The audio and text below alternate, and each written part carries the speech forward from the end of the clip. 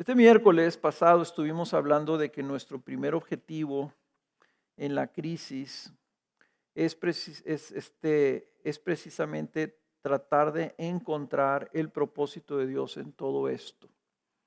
Y lo que estamos buscando es tratar de ver esto desde la perspectiva de Dios y no la nuestra. Vimos también que Dios, si es necesario, permite que su pueblo experimente dificultades y pruebas para probar la fe de su pueblo, la fe de su gente, la fe de su iglesia. Y yo creo que esta crisis no es la excepción, ¿verdad? El Señor de seguro, como ahorita orábamos, tiene un propósito para que el mundo, para con el mundo entero. Pues esto es una señal, esto es algo que está pasando en todo el mundo y esto es algo sin precedentes en los últimos 100 años. Fuera de las guerras mundiales que sucedieron, ¿verdad? Escuché a la primer ministro de Alemania que dice que desde la Segunda Guerra Mundial el mundo no había experimentado una crisis que alcanzara al mundo completamente. Desde los rincones más remotos del África hasta las partes más árticas del norte del hemisferio. Esto está llegando por todos lados. Solamente Dios puede hacer algo así, ¿verdad? Pero Él tiene un propósito para con la iglesia, porque dice la palabra que Él usa y hace que todo trabaje para el bien y la edificación de su pueblo. Entonces nosotros no debemos de empezar orando o preguntándole a Dios, Señor, ¿por qué está pasando esto? Lo que debemos preguntarnos es, Señor, ¿cómo quieres que respondamos a esto? Debemos estar orando, no tanto, Señor, quita esta prueba de nosotros, líbranos de esta prueba, sino, Señor, cumple tu propósito en nosotros por medio de esta prueba. O sea, en lugar de correr del fuego, debemos abrazar el fuego refinador de Dios. En esta ocasión, con este mensaje que le he titulado El Dios que juzga a las naciones y a su pueblo, vamos a ver que el propósito de Dios con este tipo de cosas también es llamar al arrepentimiento a su pueblo. Y por eso es que vamos a ver el profeta Amós, porque tenemos que preguntarnos, ¿será que Dios está permitiendo esta pandemia con el propósito de corregir a su pueblo? ¿Podría Dios estar trayendo disciplina a su pueblo para que éste se vuelva de sus malos caminos? Es más fácil a veces creer que Dios le puede llamar la atención al mundo o que Dios puede traer una señal al mundo o corrección al mundo, ¿verdad? Para que el mundo se arrepienta, porque el mundo está mal. En la Biblia vas a encontrar que es mucho más común que Dios le llame la atención a su pueblo para traer arrepentimiento a su pueblo. Entonces, antes de leer el libro de Amós, déjeme decirle un poquito acerca de lo que es el libro de Amós. Amós fue un profeta que Dios lo llamó de un pueblo cerca de Jerusalén que se llamaba Tecoa. Era un pastor y lo llamó de que subiera de ese lugar que está al sur de Jerusalén a Samaria en el norte, que era la capital del reino del norte. Ustedes recordarán, Israel se dividió en dos después de la muerte de Salomón. El reino del norte, que eran 10 tribus, y el reino del sur, con su capital en Jerusalén, que era la tribu de Judá y Benjamín. Bueno, el Señor llama a Amós a que suba a Samaria a profetizar en los tiempos de Jeroboam el segundo. Entonces Jeroboam, no el Jeroboam que fue instrumental cuando se dividió el reino, sino otro Jeroboam. Y esto lo llama justo antes de que venga como unos 40 años después, la invasión de Asiria que destruyó completamente el reino del norte y se los llevó en cautiverio a Asiria. Lo curioso, lo interesante del libro de Amós es que antes de que viniera esta invasión, Israel estaba viviendo un tiempo de paz y de prosperidad económica. Ahora, esa paz venía porque tenía paz con sus enemigos, con los países enemigos vecinos, y esa paz había provocado una prosperidad económica que había producido una clase rica, que inclusive en este pasaje, en este libro, menciona que hay muchos que están construyendo palacios, grandes casas, hasta casas de verano, casas de piedra, casas como construidas para que duraran mucho, mucho tiempo. Además, la nación se caracterizaba, estaba en este periodo de prosperidad, se había vuelto muy religiosa, muy exuberante inclusive en su culto, al punto que la gente estaba diezmando 3 veces a la semana, llevando cultos y sacrificios al templo frecuentemente. Y si ustedes recordarán en la historia de la división del reino, que Jeroboam primero lo que hizo fue, puso un altar espurio en la ciudad de Betel, ¿verdad? Para que el pueblo no tuviera que bajar hasta Jerusalén a rendir el culto. Y puso sacerdotes también, ¿verdad? Y otro lo puso más al norte, allá en el territorio de Dan, para que la gente tuviera un lugar donde adorar al Señor sin tener que bajar a Jerusalén. Esto era un tiempo entonces de prosperidad en donde muchos habían caído en una complacencia pensando que Dios los estaba bendiciendo, que Dios debería estar contento con ellos porque miren cuántas cosas buenas estaban experimentando y haciendo. Ellos igualaban la prosperidad a la aprobación de Dios. Dentro de eso, en ese es el contexto, ese es cómo está Israel cuando llega Amós y empieza a predicar este mensaje. Lo vamos a leer empezando en el capítulo 1, el versículo 1, y vamos a ver que empieza el Señor anunciando que va a juzgar las naciones vecinas de Israel. Y dice el versículo 1, palabras de Amós, que fue uno de los pastores de Tecoa, de lo que vio en visión acerca de Israel en días de Usías, rey de Judá, y en días de Jeroboam, hijo de Joás, rey de Israel, 2 años antes del terremoto. Y dijo, el Señor ruge desde Sión, y desde Jerusalén da su voz. Los pastizales de los pastores están de duelo, y se seca la cumbre del Carmelo. Así dice el Señor. Por 3 transgresiones de Damasco y por 4 no revocaré su castigo, porque trillaron a Galaad con trillos de hierro.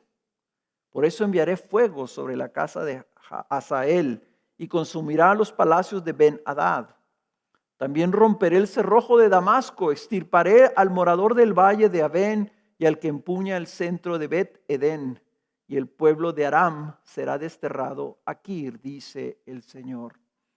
Así dice el Señor, por 3 transgresiones de Gaza y por 4 no revocaré su castigo por haber deportado a todo un pueblo para entregarlo a Edom. Enviaré pues fuego sobre la muralla de Gaza y consumirá sus palacios. También extirparé al morador de Asdod y al que empuña el cetro de Ascalón. Desataré mi poder sobre Ecrón y el remanente de los filisteos perecerá, dice el Señor Dios. Así dice el Señor, por 3 transgresiones de Tiro y por 4 no revocaré su castigo, por haber entregado todo un pueblo cautivo a Edom sin acordarse del pacto de hermanos. Enviaré pues fuego sobre la muralla de Tiro y consumirá sus palacios. Así dice el Señor, por 3 transgresiones de Edom y por 4 no revocaré su castigo, porque con espada persiguió a su hermano y suprimió su compasión. y suprimió su compasión. Su ira continuó despedazando y mantuvo su furor para siempre.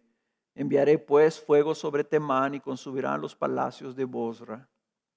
Así dice el Señor: por 3 transgresiones de los hijos de Amón y por 4 no revocaré su castigo, porque abrieron los vientres de las mujeres encintas de Galaad para ensanchar sus fronteras. Encenderé pues fuego en la muralla de Rabá y consumirá sus palacios en medio de gritos de guerra, en el día de la batalla, en medio de una tempestad, en el día de la tormenta. Y su rey irá al destierro, él y sus príncipes con él, dice el Señor. Así dice el Señor: por 3 transgresiones de Moab y por 4 no revocaré su castigo, porque quemó los huesos del rey de Edom hasta calcinarlos. Enviaré pues fuego sobre Moab que consumirá los palacios de Keriot, y Moab morirá entre el tumulto, entre gritos de guerra y sonidos de trompeta. También extirparé al juez de en medio de ella y mataré a todos sus príncipes con él, dice el Señor. Dice aquí que esta profecía, cuando esta visión que vio Amós, vio al Señor rugiendo como un león. Esto es una señal de alarma. El Señor está siendo representado como una fiera preparada para atacar a una presa. Es el Señor que viene a atacar. Y esta profecía lo que debe provocar, primero que nada, es estremecimiento, es alarma entre el pueblo y es duelo. Y los profetas tienen esta característica, ¿verdad? Que cuando los leemos se nos hace como que no nos gusta ver al Señor enfurecido. No nos gusta oír al Señor rugiendo como un león. Pero ¿saben una cosa? Las señales que el Señor manda tienen ese propósito. Y la Escritura debe de provocarnos en nosotros eso que ahorita oraba Abelardo, un temor de Dios. Un temblar en el mundo cuando el Señor se levanta como un guerrero. La pandemia que estamos viviendo debe causar duelo, debe causar temor. Vi un video en donde uno de los presidentes latinoamericanos, con lágrimas en los ojos, visiblemente asustado, pedía a la nación que oraran y le pidieran a Dios que tuviera misericordia. ¿Qué puede hacer que un presidente, verdad, públicamente se descomponga y diga: si el Señor no nos ayuda, no vamos a salir de esto?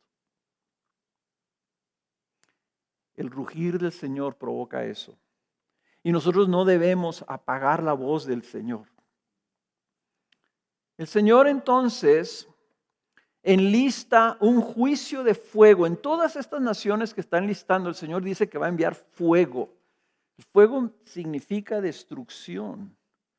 Y lo va a mandar en contra de 6 naciones que rodean a Israel. Y las 6 naciones tienen cosas en particular que las distingue. Las 3 primeras naciones son enemigas, son extranjeras, son vecinos que no tenían un origen común con Israel. Está hablando de Siria, que está al norte, Filistea, que está al oeste de Israel, y Fenicia, que está al noroeste, o sea, más al norte, allá más en el mar Mediterráneo, más para arriba. Ellos eran enemigos territoriales de Israel, y algunos de ellos habían estado en guerra frecuentemente a través de la historia de Israel con ellos.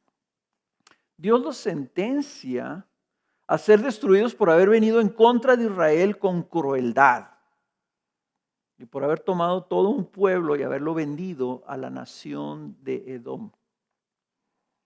No me voy a meter mucho a explicar todas estas cosas porque no nos daría tiempo, pero sí quiero decirles que de estas naciones hay una diferencia con las 3 naciones que siguen. Las 3 naciones vecinas de Israel que siguen tienen un origen familiar con Israel. En otras palabras, son primos de los judíos.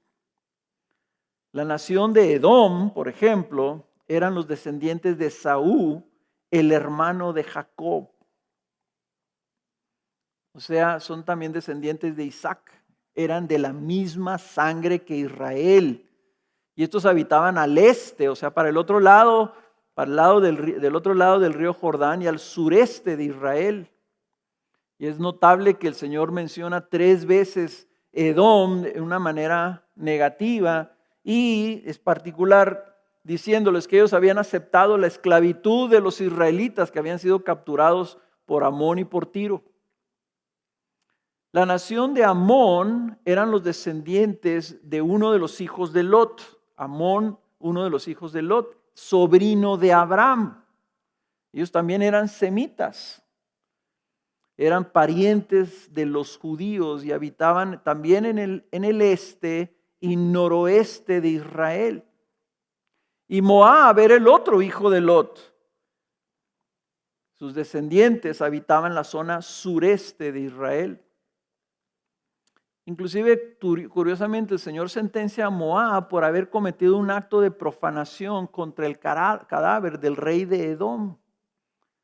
Un agravio por la falta de respeto a la dignidad humana. El Señor los sentencia porque habían perseguido a Israel con espada y sin compasión, con una crueldad excesiva que la ilustra cuando Amón abre los vientres de las mujeres encintas para ensanchar sus límites en el norte, en el territorio de Galaad, que es uno de los territorios de Israel en el norte. Y está haciéndolos responsables de sus actos de injusticia contra Israel, pero también por su acto de injusticia unos contra otros. Ahora, este fuego destructor que viene sobre estas naciones fue tan grave que las últimas 3 naciones, Edom, Amón y Moab, dejaron de existir. No existen descendientes de ellos, no existe su lenguaje. Hay algunas ruinas, una de las ruinas de la ciudad de Petra, que está en Líbano, ¿verdad? En el este de Israel, pertenecía creo que a Amón, a las tribus de Amón. Es todo lo que queda. Pero desaparecieron, unas ciudades antiguas se acabaron. Y los está juzgando de una manera más radical a los parientes que a los extranjeros. Y eso debe llamarnos la atención. ¿Por qué el Señor está tratando así a estas naciones más severamente que inclusive las naciones que eran extranjeros? ¿Qué nos está diciendo el Señor? ¿Qué nos dice estos pasajes acerca de Dios? Es muy sencillo. Número 1, que Dios es el rey y dueño del mundo entero y que todas las naciones le pertenecen a Él. Las naciones paganas y ateas, ¿verdad?, que no creen en Él, que no respetan a Él y no tienen su ley, ni aman su ley, ni buscan su ley, el Señor se siente con todo el derecho de juzgarlos también. Esto también nos muestra, número 2, que Dios ve a las naciones y juzga todos sus actos como nación. Él se está fijando si una nación oprime a otra, si una nación abusa de otra, si conquista o esclaviza a otra, si una nación le roba a otra.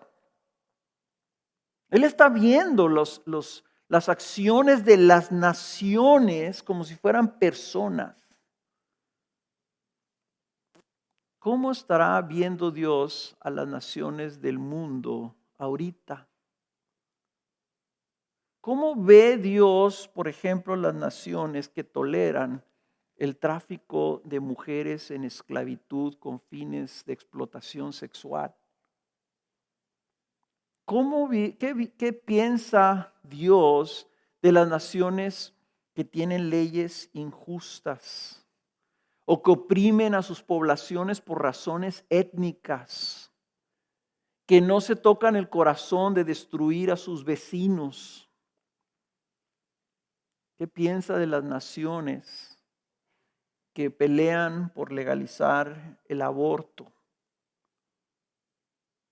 Aquí vimos que el Señor estaba ofendido porque abrieron los vientres de las mujeres embarazadas.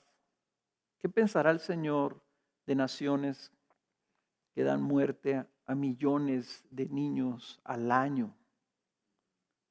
Ahora, ¿qué pensará el Señor de nuestra nación? ¿Qué pensará Dios de la crueldad, de la violencia en nuestra nación? ¿Qué pensará de las leyes injustas en nuestra nación que benefician a unos y oprimen a otros? De la corrupción rampante de nuestra población, de la cual todos somos participantes. ¿Acaso Dios pudiera traer un juicio similar a nuestra nación, que se jacta de ser muy religiosa, pero que vive tan injustamente delante de Dios? Dios nos dice también, número 3, que aunque Él va a juzgar a las naciones en el día final, el Señor está trayendo y proclamando un juicio sobre estas naciones antes del día final. Pero esas son cosas que nosotros debemos de tomar en cuenta si decimos que Dios le está llamando la atención ahorita a todo el mundo. Pero la profecía sigue. Y sigue, y vamos a leer ahí, a terminar el capítulo 2, dice el capítulo 2, versículo 4, así dice el Señor, por 3 transgresiones de Judá y por 4 no revocaré su castigo, porque desecharon la ley del Señor y no guardaron sus estatutos. También les han hecho errar sus mentiras, tras las cuales anduvieron sus padres. Enviaré pues fuego sobre Judá y consumirá los palacios de Jerusalén. Así dice el Señor, por 3 transgresiones de Israel y por 4 no revocaré su castigo, porque venden al justo por dinero y al necesitado por un par de sandalias. Los que pisotean en el polvo de la tierra la cabeza de los desvalidos, también tuercen el camino de los humildes. Un hombre y su padre se llegan a la misma joven, profanando mi santo nombre. Sobre ropas empeñadas se tienden junto a cualquier altar, y el vino de los que han sido multados beben en la casa de su Dios. Yo destruí al amorreo delante de ellos, cuya altura era como la altura de los cedros, y era fuerte como las encinas. Yo destruí su fruto por arriba y su raíz por abajo. Y a vosotros yo os hice subir de la tierra de Egipto y os conduje por el desierto 40 años para que tomarais posesión de la tierra del amorreo.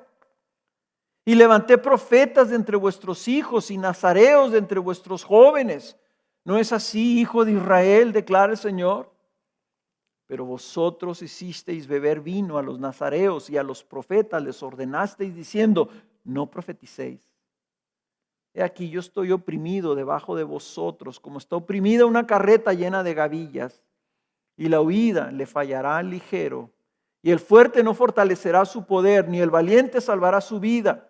El que empuña el arco no resistirá, el ligero de pies no escapará, ni el que monta a caballo salvará su vida. Y aún el más intrépido entre los valientes huirá desnudo aquel día, declara el Señor. Lo interesante, aunque yo lo partí así, entre estas primeras 6 naciones y la nación de Israel junto con Judá, los 2 reinos, lo interesante es que la verdad es que estas 6 naciones son solamente el preámbulo del juicio de Judá y en particular de Israel. Estas naciones están sirviendo simplemente de ejemplo para el pueblo de Dios. El mensaje que el Señor les está dando es, yo voy a juzgar estas naciones porque he de juzgar todas las naciones, incluyéndolos a ustedes.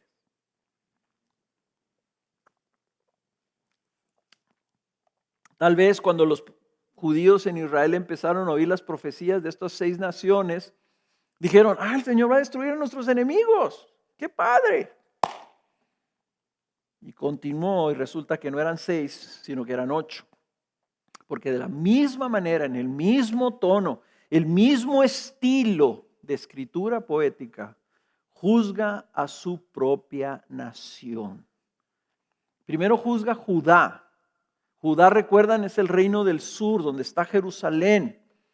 A Judá la juzga porque desecharon la ley del Señor. Recuerden, Judá tenía el templo, donde estaba el arca, donde estaba el lugar santísimo. Tenían los sacerdotes, los descendientes de Aarón. Tenían la ley. Entonces ellos serán juzgados por haber desechado esa ley y haber sido rebeldes en desobediencia a sus estatutos. También han sido desviados del camino correcto por haber seguido sus propias mentiras. Ellos crearon caminos de error que justificaron para caminar en ellos. Judá sufrirá el juicio de fuego de parte de Dios. Y menciona Jerusalén, que Jerusalén iba a ser destruido. Lo mismo que el Señor Jesús profetizó que sucedió en el año 70, cientos de años después. Y si ustedes leen los salmos y leen cuántos salmos hay donde se exalta el amor de Dios por Jerusalén, por su templo, por su lugar donde Él habitaba con su pueblo. Y escucharlo aquí diciendo, yo voy a mandar fuego contra ustedes.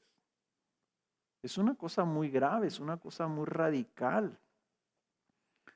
Ahora, hasta aquí Israel pues la había librado, porque también ellos se peleaban con Judá. Entre hermanos hacían guerra. El Señor empieza el tema del libro con el juicio contra Israel, el reino del norte. Y el juicio de Israel es por su injusticia social hacia los pobres y hacia aquellos que buscan justicia. Ellos estaban usando las leyes para ventajas propias, para oprimir en lugar de para liberar. Dice que estaban en el templo ofreciendo, ¿verdad?, libaciones con vino que habían obtenido multando a otro injustamente. Pero también dice que será juzgado porque había inmoralidad sexual.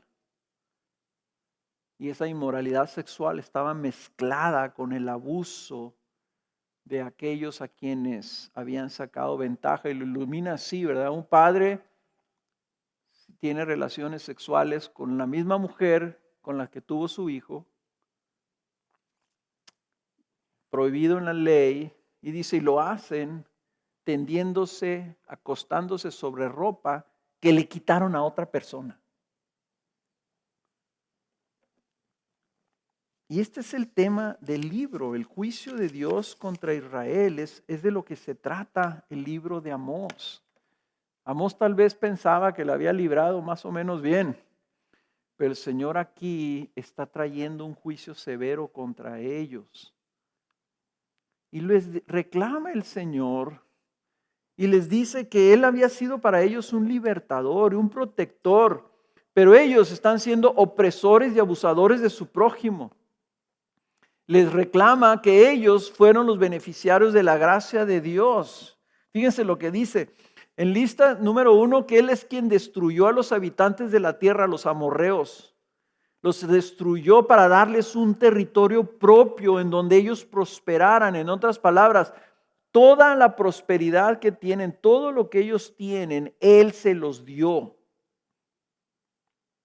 Él es el que los sacó de Egipto con su mano poderosa y los condujo y cuidó de ellos por 40 años en el desierto. Ellos experimentaron el sostenimiento sobrenatural y el cuidado de Dios por 40 años. 40 años que tuvieron que experimentar por su propia falta de fe en Dios. Y sin embargo Dios no los dejó. Y luego Él es el quien les ha dado profetas y nazareos. Los nazareos eran hombres que hacían un voto de no beber vino, de vivir una vida en pureza, apartados, santificados o consagrados a Dios como un testimonio a la santidad de Dios. Dice que Él les dio profetas y les dio nazareos para que les sirvieran de guías y modelos sobre cómo debían vivir. En otras palabras, el Señor no los dejó sin una voz que les instruyeran en los caminos correctos. Pero ellos corrompieron lo que Dios les había dado. Pervirtieron y callaron la boca de los guías que les dio. Usaron lo que Él les había dado para oprimir a otros. Y la prosperidad que les dio, la usaron para su propia complacencia, para sus propios deseos, en lugar para glorificar a Dios. Por ello el Señor se vuelve contra ellos para castigarlos. Ahí hay un versículo que dice en el versículo 13, dice aquí: yo estoy oprimido debajo de vosotros como está oprimida una carreta llena de gavillas. La Biblia de las Américas lo traduce así, pero la Reina Valera, creo, y las demás Biblias, creo que el sentido más lógico del contexto es que Él va a oprimir al pueblo con una pesada carga. Así como ellos oprimen a los justos, a los pobres, ahora Él los va a cargar. Y no va a haber ninguno que pueda escapar de lo que el Señor vaya a traer a sus vidas. Ni el fuerte, ni el valiente, ni el guerrero podrá escapar de lo que Él traerá pronto sobre ellos. Ahora, aquí es donde viene lo interesante. En el capítulo 3, los dos primeros versículos, continúa el Señor hablándole a Israel. Y fíjense lo que les dice. Les dice: oíd esta palabra que el Señor ha hablado contra vosotros, hijos de Israel, contra toda la familia que hizo subir de la tierra de Egipto, diciendo: solo a vosotros he escogido de todas las familias de la tierra. Por eso os castigaré por todas vuestras iniquidades. Fíjense en el por eso. El Señor dice: yo los escogí, los llamé y los saqué de Egipto, los traje a la tierra prometida para que fueran mi pueblo. Les di mi ley, les di mis estatutos y prometí estar con ustedes. Hice mi casa en medio de ustedes. Y les dice: por eso es que voy a castigar sus iniquidades. Israel estaba siendo juzgado sobre la base de la gracia y la luz que les había sido mostrada. Las otras naciones eran crueles, pero no tenían la ley de Dios. Pero los israelitas no tenían excusa. Y para lo que nosotros nos tenemos que dar cuenta es que si Dios ha de juzgar al mundo, ¿cuánto más no traerá corrección y disciplina a su iglesia? ¿Quién lo está haciendo con su pueblo? Les está diciendo: la razón por la que yo a ustedes los voy a corregir, los voy a castigar, es porque yo los escogí a ustedes. Porque ustedes tenían toda mi gracia. Porque ustedes recibieron mi misericordia, recibieron mis bendiciones y se han desviado. Entonces, las tres naciones que estaban al oeste y al norte, al oeste de Jerusalén, recibieron el castigo del Señor. Pero hasta recientemente, o sea, todavía está la ciudad de Damasco, muy destruida, por cierto, pero todavía existe. Pero la capital de Edom, la capital de Amón, la capital de Moab, no existen. Y estos primos de los judíos tenían acceso a lo que el Señor les dio a sus hermanos y lo rechazaron. a sus primos. ¿Qué? ¿Cómo será el juicio contra aquellos que han recibido la mayor revelación de la gracia de Dios? El apóstol Pedro lo menciona así, porque es tiempo de que el juicio comience por la casa de Dios. Y si comienza por nosotros primero, ¿cuál será el fin de los que no obedecen al evangelio de Dios? Cuando viene una señal tan significativa como una pandemia mundial que está estremeciendo todo el mundo, la iglesia puede sentirse, ¿verdad? Probablemente como se sintió Israel cuando estaba escuchando todos estos juicios de estas naciones. Como diciendo, sí, Señor, juzga al mundo para que aprendan, para que se arrepientan, ¿verdad? El mundo está mal. Que tiemblen, Señor. A ver si así se arrepienten. Pero si el Señor está juzgando el mundo, nosotros, el pueblo de Dios, necesitamos tener mucho cuidado. Porque nosotros deberíamos ser los primeros en correr, a arrodillarnos. Porque nosotros nos ha escogido el Señor. Él nos escogió para que fuéramos su pueblo. Por lo tanto, tenemos mayor responsabilidad de vivir conforme a la voluntad de Dios. Nosotros hemos recibido mayor gracia. Hemos recibido toda la gracia de Cristo Jesús. Hemos sido llamados a compartir la vida eterna de Jesús con Él. Hemos sido escogidos para ser coherederos con Cristo. Tenemos el amor del Padre que nos ama como hijos. Tenemos su Espíritu habitando en nosotros. Y hemos sido unidos a Cristo para ser conformados a su imagen y vivir con Él para siempre como coherederos en la gloria, presente con Él para toda la eternidad. Tenemos todas las promesas de Dios, todo el amor de Dios, hermanos. Si el Señor está juzgando al mundo, en lugar de autocongratularnos que nosotros no somos del mundo, tenemos que voltear a ver nuestra propia vida y decir, nosotros no tenemos excusa.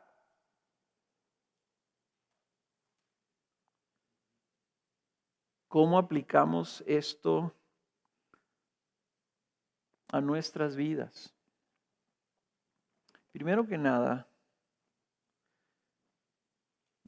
tenemos que notar esto.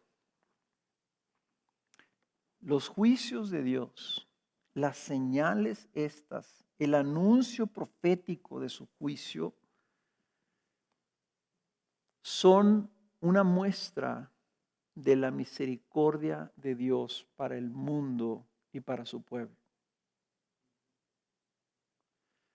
Cuando Dios decreta y anuncia juicio contra las naciones, lo está haciendo porque quiere extender su misericordia. Porque quiere tener misericordia de aquellos que están en rebelión contra Él, así como lo estábamos nosotros.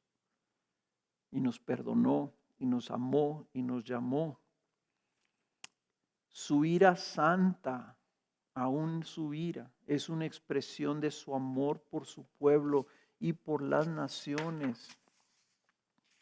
Estos juicios que nos muestran que el Dios soberano puede traer juicio contra las naciones antes del día final, tienen el propósito que esas naciones se arrepientan de su maldad. Es muy notorio en el libro de Apocalipsis, cuando viene una de las plagas y dice tristemente, una tercera parte de toda la humanidad muere. Y dice, y aún así los hombres no se arrepintieron. O sea, quiere decir que aún una plaga donde muera una tercera parte de la humanidad tenía el propósito de que las dos terceras partes se arrepintieran.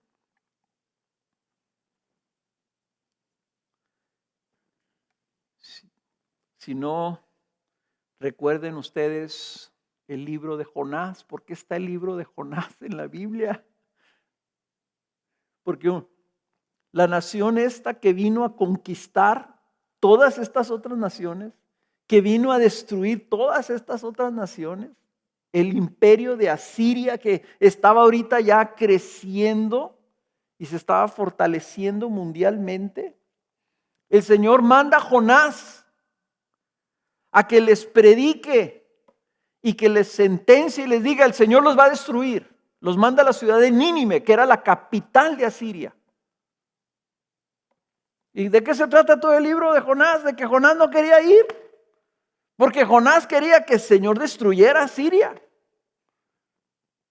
Entonces, pues ya total, se lo come el pescado, lo escupe el pescado, ¿verdad? Finalmente va a regañadientes, Jonás predica, ¿y qué pasa? Lo que Jonás no quería que pasara, se arrepintieron los asirios, reconocieron a Dios, pidieron perdón, pidieron misericordia. ¿Y qué hizo el Señor? Los perdonó y los destruyó. El Señor habla y nos manda su palabra para que nosotros nos arrepintamos. La misericordia de Dios se muestra en su llamada de atención, porque lo que Él busca es el arrepentimiento del pueblo, no la muerte del pueblo. Entonces el Señor juzga al mundo para llamarle al arrepentimiento. Nosotros debemos de ser los primeros en correr a postrarnos delante de Dios y pedirle que nos muestre qué es lo que Él ve en nosotros.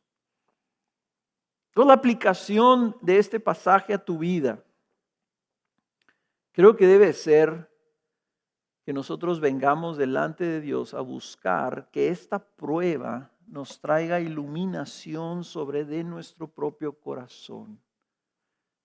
Ustedes notaron que dice que los judíos seguían su propia necedad, desecharon la guía de su Dios. Dice que los judíos en Judá, dice que seguían su propio engaño, extraviándose, yendo tras de sus propias mentiras, de las cosas que ellos mismos habían generado. Estaban haciendo tontos en sus propias imaginaciones. Dejaron de seguir la ley de Dios para seguir sus pasiones. En otras palabras, siguieron su propio corazón. La misericordia de Dios se muestra que les dice por qué los va a juzgar. O sea, les da la razón. Y les dice por 3 y por 4 cosas. No se van a quedar sin castigo. Les dice, les revela la bronca. Les dice por qué está trayendo juicio. Les muestra dónde debe estar el arrepentimiento. Entonces nosotros, hermanos, creo que nosotros, si no nos damos cuenta de esto, ¿verdad? Si no respondemos en ese arrepentimiento, en esa búsqueda de iluminación, la razón es porque estamos ciegos a nuestro propio caminar. ¿Qué necesitamos de parte de Dios? Que nos muestre, que nos diga: esto es lo que quiero de ustedes. Este es el arrepentimiento que busco de ustedes. Estas son las cosas por las que yo estoy trayendo esto a ustedes, por lo que estoy probando su fe. Nuestra oración debe de ser como el Salmo 139, donde David, en la última parte, les estoy encargando que de tarea de devocional, que ustedes en sus casas lean y meditan y vuelvan a leer todo el Salmo 139. David ora y dice: escudriñame, oh Dios, y conoce mi corazón, pruébame. ¿Fijan cómo debemos abrazar la prueba? David le está diciendo al Señor: trae el fuego y pruébame. Dice: y conoce mis iniquidades y ve si hay en mí camino malo y guíame en el camino eterno. Las llamadas de atención, hermanos, son una muestra de misericordia tan grande, porque sin ellas nosotros seguimos en nuestros propios caminos. Necesitamos esas alertas, como esos rótulos que están en la carretera cuando viene una curva peligrosa, que no solamente está el rótulo amarillo, sino que tiene un foco que está así prendiéndose y apagando, como para que te fijes. Esas son las llamadas de atención del Señor. Porque estamos ciegos a veces. Cuando andamos en nuestros propios designios, siguiendo nuestro propio corazón, no nos damos cuenta. Entonces el Señor dice: hey, despierta. Mira lo que estoy haciendo en el mundo. Iglesia mía, despierta. No voy a hacer que mi propio pueblo ciego esté viendo hacia afuera antes de ver hacia adentro. David reconoce la omnisciencia de Dios, la omnipresencia de Dios. Él es el que lo ve todo, el que lo sabe todo de nosotros. El principal engaño del hombre es pensar que Dios no ve nuestro pecado.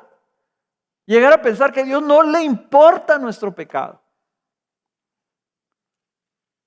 Por eso David lo que hace es, sabiendo que Él conoce todas las cosas, Dios no tiene que escudriñarnos para saber lo que está mal. Lo que David está haciendo es que él se pone bajo la mirada escudriñadora de Dios para que Él le muestre a David el camino malo que haya en su vida.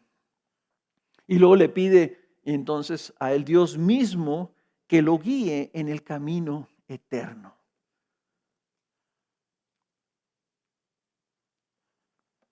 Israel debía darle gracias al profeta Amós. Vamos a seguir viendo un poco más a Amós para ver cómo respondió Israel a todo esto. Pero yo leí hasta aquí y yo dije: Señor, que tú nos mandaras un Amós que viniera y nos dijera si tú estás juzgando y corrigiendo a tu pueblo. Pues saben una cosa, la Biblia nos dice que ya no lo mandó. En el libro de Hebreos, capítulo 1, versículo 1 dice: Dios, habiendo hablado hace mucho tiempo, en muchas ocasiones y de muchas maneras a los padres por los profetas, en estos últimos días nos ha hablado por su Hijo, a quien constituyó heredero de todas las cosas, por medio de quien hizo también el universo. Él es el resplandor de su gloria y la expresión exacta de su naturaleza, y sostiene todas las cosas por la palabra de su poder. Después de llevar a cabo la purificación de los pecados, se sentó a la diestra de la majestad de las alturas. ¿Quién está gobernando ahorita que hay una pandemia en todo el mundo? Cristo, centrado en su trono, en la majestad. Él es el que está llamando la atención. Entonces, si nosotros necesitamos pedirle al Espíritu Santo que nos muestre, que escudriñe nuestros corazones, para que a través de la palabra de Cristo nosotros, ¿verdad?, podamos ver la iluminación de nuestros propios caminos. Necesitamos como que la palabra nos lance el reflector. Y Jesús ya nos puso el lente por el cual tenemos que verlo. Y no está tan difícil, porque Jesús mismo, en Mateo capítulo 22, vino y le preguntaron: Señor, ¿cuál es el principal mandamiento de la ley? ¿Cuál es el gran mandamiento de la ley?, le dijeron, maestro. Y él les dijo, Jesús les contesta: amarás al Señor tu Dios con todo tu corazón y con toda tu alma y con toda tu mente. Este es el grande y el primer mandamiento. Y el segundo es semejante a este: amarás a tu prójimo como a ti mismo. De estos dos mandamientos dependen toda la ley y los profetas.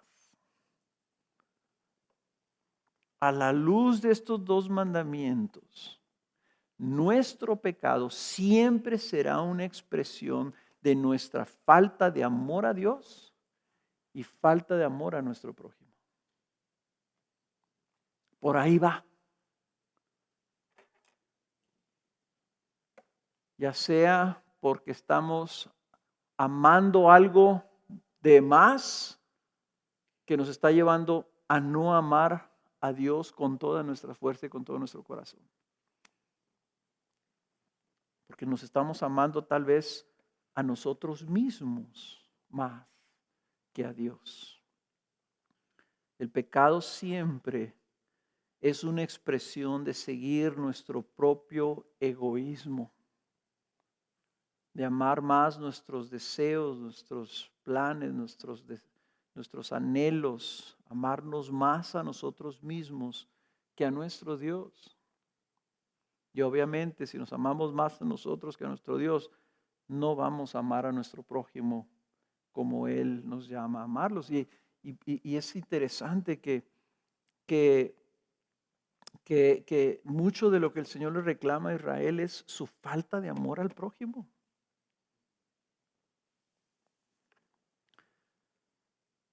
Entonces, ¿qué debemos hacer? Empieza a pedirle a Dios que escudriñe tu corazón y te muestre tu pecado. Hace muchos años, no sé, 35 años tal vez, una persona me dijo, buscando yo que me discipulara, buscando yo que hablara mi vida, le dije, oye, ayúdame, quiero empezar a juntarme contigo y discipúlame. Y me dijo, ok, vete a tu casa y pídele a Dios que te muestre tu pecado. Y le dije, ¿cuánto tiempo?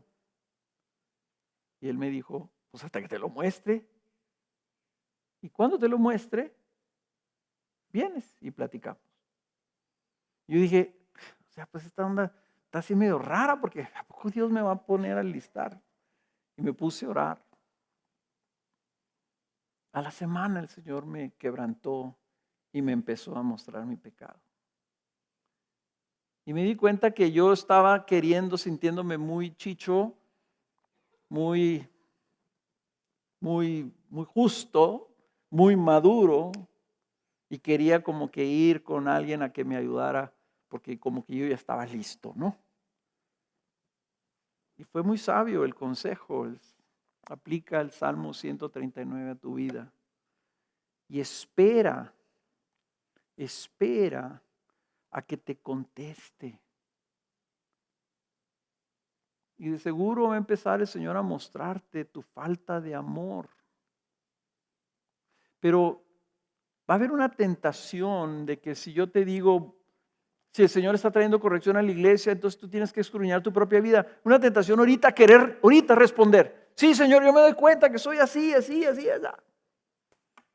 Tengo esto, Señor, y tengo esto otro.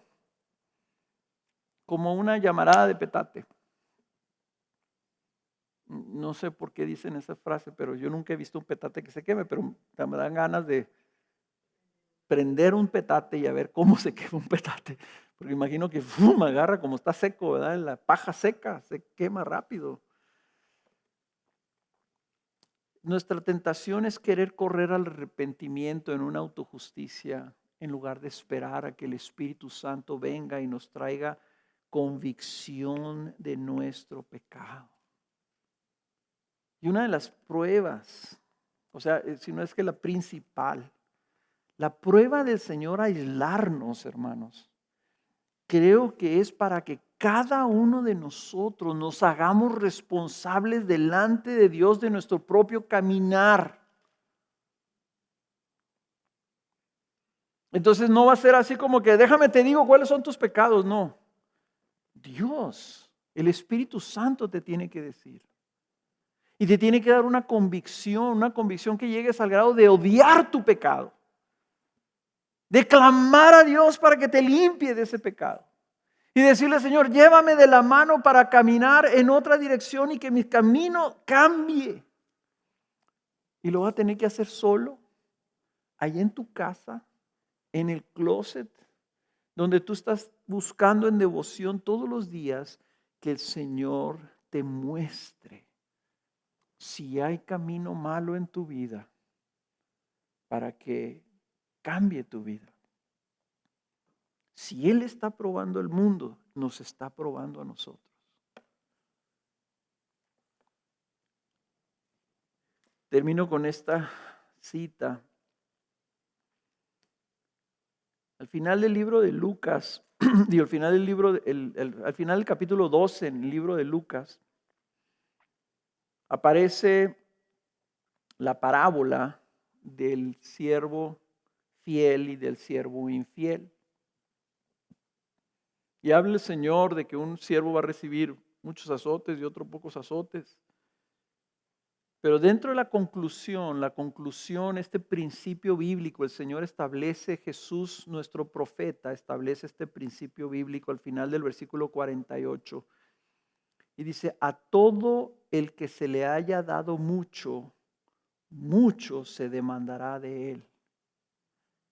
Y al que mucho le han confiado, más le exigirán. Si el Señor exige algo del mundo, mucho más nos va a exigir a su pueblo que se le ha confiado la gracia y la palabra de Dios, que lo que Él espera que reciba el mundo. Así que nosotros, hermanos, corramos a buscar la iluminación del Señor en nuestras casas.